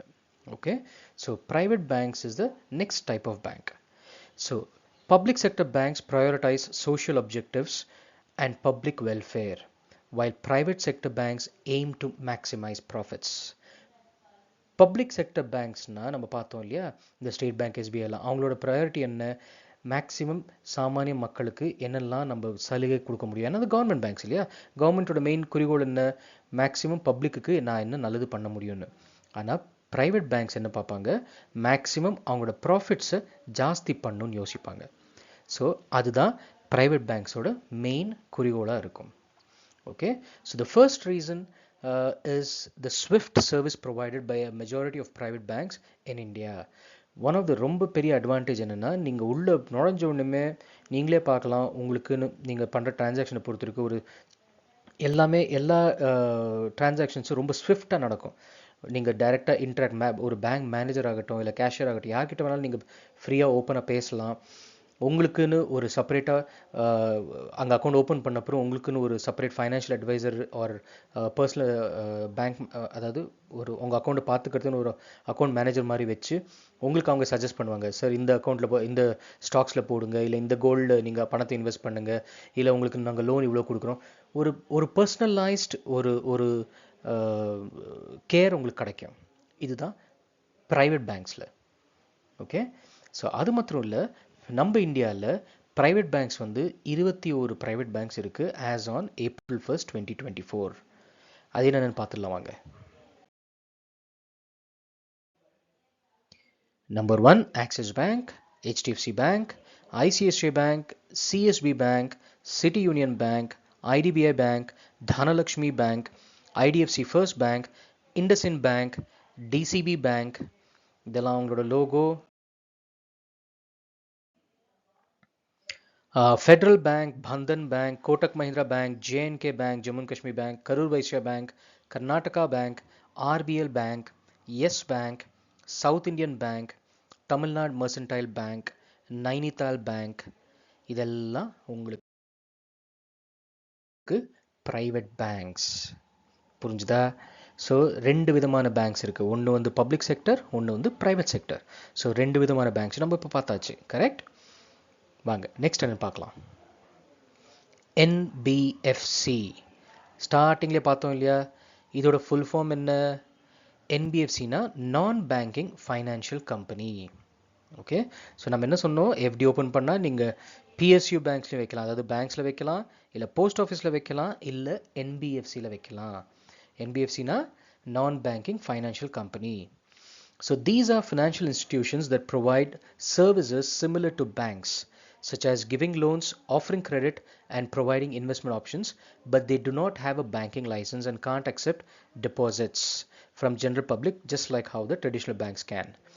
அதாவது இப்போ பேங்கிங் லைசன்ஸோ இல்லை நம்ம இப்போ எப்படி போய் நார்மல் பேங்க்கில் நம்ம பணத்தை டெபாசிட் பண்ணுறோம் இல்லையா, அந்த மாதிரி இந்த NBFCயில் பண்ண முடியாது. So this is the main difference. மிச்சது எல்லாமே நார்மல் பேங்க்குக்கும் NBFCக்கும் எல்லா ரூல்ஸும் சேம் தாங்க. என்ன, அவங்கக்கிட்ட பேங்கிங் லைசன்ஸ் இருக்காது, ப்ளஸ் அவங்க வந்து கேஷ் டெபாசிட்ஸ் எடுத்துக்க முடியாது. புரிஞ்சுதா?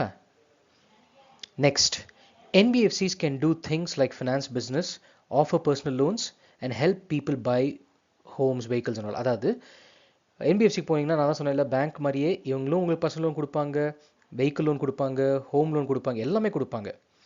அண்ட் நீங்கள் இதை பற்றி கவலையே பட வேண்டாம், பிகாஸ் பேங்க் ஆகட்டும் இல்லை NBFC ஆகட்டும் எல்லாமே are regulated by Reserve Bank of India. நம்ம மகாராஜா இருக்கார்ல, எல்லா பேங்க்குக்கும் மேலே இருக்கிற ஒரு பேங்க், அது யார்? Reserve Bank of India. So இவங்களோட கண் பார்வையில் தான் இது எல்லாமே நடக்குது. ஸோ நீங்கள் எதுவும் பயப்பட தேவையில்லை. உங்கள் பணம் ரொம்ப safe. Okay, excellent. In short, NBFCs are like banks with some important differences, mainly in how they get money and what they do with it.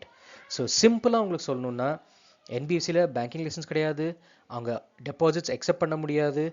மெயினாக அவங்க எப்படி பணத்தை உள்ளே கொண்டுறாங்க, அந்த கொண்டுற பணத்தை என்ன பண்ணுறாங்க, அது மட்டும்தான் ஒரு difference between banks and NBFCs. Okay, so far so clear. So நமக்கு பேங்க்ஸில் 2 விதம் இருக்குது, PSU banks, private banks, and then NBFC, non banking financial company. Okay, brilliant. வாங்க அடுத்தது என்ன பார்க்கலாம் வாங்க. நம்ம நாட்டில் என்பிஎஃப்சிங்கிறது வந்து ஆல்மோஸ்ட் 9480 நான் பேங்கிங் ஃபினான்ஷியல் கம்பெனிஸ் இருக்குங்க. அதாவது 9480 என்பிஎஃப்சி இருக்குது, ரெஜிஸ்டர்ட் வித் ஆர்பிஐ.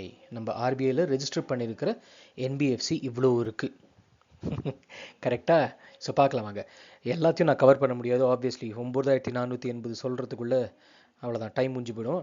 ஸோ இது வேண்டாம், நம்ம ஒரு டாப் 10ன்னு வச்சுக்கலாமே. டாப் 10ல் ஃபேமஸ்னு வச்சுக்கலாமே. ஃபேமஸாக இருக்குது இது: LIC Housing Finance Limited, L&T Finance Holding Limited, Aditya Birla Finance Limited, Cholamandalam Investment and Finance Company Limited, Mahindra and Mahindra Financial Services Limited, Bajaj Finance Limited, Tata Capital Finance Service Limited, Shriram Finance Limited. So இதெல்லாம் some of the famous NBFCs in India. Okay, super.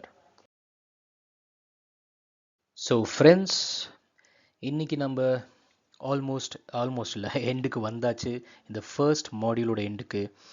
So before I let you go, please Kai Bhai, know your exit before you enterங்கிற உங்களோட ultimate investment மந்த்ராவை மறக்காதீங்க. இது வெறும் investment மாத்திரம் இல்லை, even லைஃப்பில் உங்களுக்கு எதாவது டிசிஷன் எடுக்கணும் கூட அதோட என்ன ரிஸ்க்லாம் இன்வால்வ்டாக இருக்குங்கிறது கொஞ்சம் அனலைஸ் பண்ணி அதுக்கப்புறம் கொஞ்சம் பொறுமையாக டிசிஷன் எடுத்திங்கன்னா it will be really helpful for you.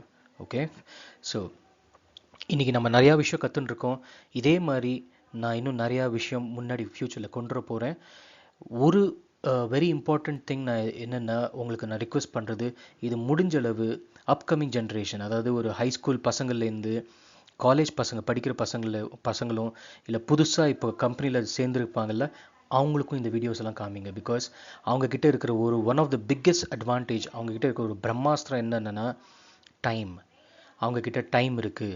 So அவங்க முடிஞ்சளவு சீக்கிரம் இன்வெஸ்ட்மெண்ட்டுங்கிறத ஆரம்பித்தாங்கன்னா, இல்லை ஸ்கூல் பசங்க காலேஜ் பசங்களாம் அதை பற்றி புரிஞ்சுட்டாங்கன்னா, நாளைக்கு அவங்க வேலையை ஆரம்பிக்கும் போது as early as possible investment journey ஆரம்பித்தா அவங்களோட லைஃப்பில் இருக்கிற கோல்ஸ் எல்லாத்தையும் சீக்கிரமாக அவங்களால அச்சீவ் பண்ண முடியும். அது அவங்களுக்கு ஃபைனான்ஷியல் இண்டிபெண்டன்ஸ் கொடுக்கும். அவங்கக்கிட்ட வாழ்க்கையில் நிறையா இன்னும் நம்ம கண்ட்ரியோட மெஜாரிட்டி ஸ்ட்ரென்த்தே யூத் தான். அதை நம்ம கரெக்டான பாதையில் எடுத்துன்னு போகணுங்கிற ஒரே நோக்கத்தினால தான் நான் இந்த சேனல்லே ஆரம்பித்தேன். பிகாஸ் ரீசெண்டாக ஒரு 2 மாதம் முன்னாடி 2024 நான் இப்போ as we speak it is November, so September நினைக்கிறேன், ஒரு செபியோட ரிப்போர்ட் வந்தது. Maximum number of people in India lose money because of F&O, futures and ஆப்ஷன்ஸில் இன்வெஸ்ட் பண்ணின்னு. அந்த மாதிரி ஸ்பெகுலேட்டிவாக நான் பண்ணக்கூடாதுன்னு நான் சொல்லலை. பட் அது பண்ணுறதுக்கு முன்னாடி என்ன பண்ணணும் என்ன பண்ணக்கூடாது, know your exit, know your entry, இது எல்லாத்தையும் தெரிஞ்சு புரிஞ்சு அப்புறம் இன்வெஸ்ட் பண்ணுங்கள். ஓகே, ஸோ இது நீங்கள் நினைக்கிற மாதிரி கஷ்டமே கிடையாது. இந்த ஃபுல் மாடியூல்ஸை நான் முடிச்சப்போ நீங்களே சொல்லுவீங்க, ஐயா இன்வெஸ்ட்மெண்ட் இவ்வளோ தானா, நான் ஏன் இவ்வளோ நாளாக பண்ணாமல் இருந்தேங்கிறது அப்போ தான் உங்களுக்கு புரியும். ஓகே, ஸோ தயவு செஞ்சு இது எல்லாத்தையும் ஃப்யூச்சர் ஜென்ரேஷனுக்கு ஸ்ப்ரெட் பண்ணுங்கள். Okay, thank you so much. Through இல்லை ஃப்ரெண்ட்ஸ், எனக்கு உங்ககிட்டேன்னு ஒரு சின்ன ஹெல்ப் தேவை. இந்த சேனல் கை பை வே அப்படிங்கிற ஒரு சேனலுக்கு தயவு செஞ்சு சப்ஸ்கிரைப் பண்ணுங்கள், லைக் ப்ரெஸ் பண்ணுங்கள், பெல் ஐக்கான், ஷேர், இதெல்லாத்தையும் நீங்கள் கேட்டிருப்பீங்க. ஆனால் நிறைய பேருக்கு அது எப்படி பண்ணணும் கூட தெரிஞ்சிருக்காது. நம்மளோட ஹோல் கான்செப்ட் என்ன, எல்லாத்தையும் சிம்பிளிஃபை பண்ணுறது தான். ஸோ இன்றைக்கி உங்களுக்கு அதை சிம்பிளிஃபை பண்ணுறேன். நம்ம சேனல் மாத்திரம் இல்லை, வேறு எந்த சேனல் நீங்கள் யூடியூப்பில் பார்த்தாலும் அதை எப்படி சப்ஸ்கிரைப் பண்ணணும், எப்படி லைக் பண்ணுங்கிறது ஒரு குவிக்காக நான் சொல்லி கொடுத்துனேன் பாருங்கள். ஸோ நீங்கள் பார்க்குற வீடியோக்கு கீழே சப்ஸ்கிரைப்ங்கிற ஒரு பட்டன் இருக்கு இல்லையா, இதை அழுத்துங்க. அடுத்தது லைக் அப்படின்னா இது நம்ம தம்ஸ் அப்பில் கை காமிக்கல அந்த மாதிரி ஒரு பட்டன் தெரியுது இல்லையா, அதையும் ப்ரெஸ் பண்ணுங்கள். ப்ரெஸ் பண்ண என்னாகும், இந்த சப்ஸ்கிரைப்ங்கிற பட்டனை நீங்கள் ப்ரெஸ் பண்ணால் இந்த மாதிரி சில ஆப்ஷன்ஸ் உங்களுக்கு காமிக்கும். இதில் நீங்கள் என்ன பண்ணணும்னா ஆல் அப்படிங்கிற ஒரு ஆப்ஷன் மேலே ப்ரெஸ் பண்ணணும். அதனால் என்ன ஆகும், நாளைக்கு நீங்கள் இப்போ பார்க்குற சேனல்லேருந்து எந்த வீடியோ நான் போட்டாலும் அது உங்களோட யூடியூபுக்கு வந்து ஒரு நோட்டிஃபிகேஷனாக வரும், உங்களுக்கு வந்து தெரிவுபடுத்துவாங்க. ஓகே, ஸோ ஆளுங்கிற பட்டன் மேலே நீங்கள் ப்ரெஸ் பண்ணணும். ப்ரெஸ் பண்ணால் இந்த மணி இருக்குது பாருங்கள், நம்ம கோவில் மணி இருக்குமே அந்த மாதிரி இந்த மணி இப்படி மாறும், டார்க்காக ஹைலைட் ஆகும். ப்ளஸ் நீங்கள் இந்த லைக் பட்டனை ப்ரெஸ் பண்ண உடனேயும் அது இந்த மாதிரி ஹைலைட் ஆகும். ஓகே, பார்த்தீங்களா? ஸோ நீங்கள் ஃபுல்லாக சப்ஸ்கிரைப் பண்ணப்புறம் இந்த மாதிரி லைட்டாக இந்த மாதிரி சப்ஸ்கிரைப்னு இருக்கிறது இந்த மாதிரி சப்ஸ்கிரைப்னு ஆகிடும். இந்த மாதிரி லைட்டாக லைக் பட்டன் இருக்கிறது இந்த மாதிரி டார்க்காக மாறும். ஸோ இதை தயவு செஞ்சு பண்ணுங்கள். அது மட்டும் இல்லை, நீங்கள் பார்க்குற வீடியோ முடிஞ்சளவு ஆளுங்களுக்கு ஷேர் பண்ணுங்கள். பிகாஸ் நீங்கள் இந்த லைக்கு சப்ஸ்கிரைப் எல்லாம் பண்ண யூடியூப் வந்து நாளைக்கு அதை புதுசாக வந்து இன்வெஸ்ட்மெண்ட்னா என்னென்னு கற்றுக்கணும்னு யூடியூப்பில் வந்து சர்ச்சில் போட்டானா நம்ம வீடியோ உங்களுக்கு காமிக்கும். இதனால் எனக்கும் பர்சனலாக பெனிஃபிட் ஆகும். அதோட மெயினாக அப்கமிங் ஜென்ரேஷன்ஸுக்கு இன்வெஸ்ட்மெண்ட்டுங்கிற ஒரு கான்செப்ட் ரொம்ப ரொம்ப ரொம்ப முக்கியம். Financial literacy is extremely important. So தயவு செஞ்சு இதை மூணுத்தையும் பண்ணி இந்த வீடியோவை ஸ்ப்ரெட் பண்ணுங்கள். அடுத்த வீடியோலேருந்து நான் முடிஞ்சளவு ஷார்ட்டாக ட்ரை பண்ணுறேன். Because I know it has become a little long video. So 1/2 மணி நேரம் இந்த மாதிரி சின்ன சின்ன வீடியோஸ் பண்ண ட்ரை பண்ணுறேன். பட் தயவு செஞ்சு உங்களோட ஆதரவு எனக்கு ரொம்ப தேவை, இந்த சேனலுக்கு கொடுங்க. நடுவில் நான் ஏதாவது தமிழ் கொஞ்சம் தப்பாக பேசியிருந்தேன்னா என்னை seriously I request you to forgive me. கொஞ்சம் மன்னிச்சுக்கோங்க. பிகாஸ் எனக்கு அவ்வளோ தமிழ் ஒழுங்காக வராது. நான் பிறந்து வளர்ந்ததெல்லாம் பெங்களூரில் தான். ஆனால் எனக்கு இருக்கிற ஒரு நாலேஜை எல்லாருக்கும் ஸ்ப்ரெட் பண்ணுங்கிற ஒரு எண்ணத்தோடு தான் நான் இதை ட்ரை பண்ணியிருக்கேன். ஸோ ஏதாவது தப்பாக சொல்லியிருந்தேன்னா ஏதாவது வார்த்தைகள் கொஞ்சம் kindly excuse me. Okay, so that's it friends. இன்னைக்கு we have come to the end of today's session. முடிஞ்சளவு சீக்கிரம் எவ்ரி வீக்லி ஒரு வீடியோ போடலான்னு இருக்கேன். ஸோ நீங்கள் உங்களோட கருத்து என்னங்கிறத கமெண்ட்ஸில் கைண்ட்லி டைப் பண்ணி சொல்லுங்கள். So that's it. Have a good day. God bless you all. வாழ்க தமிழகம். ஜெய் ஹிந்த்.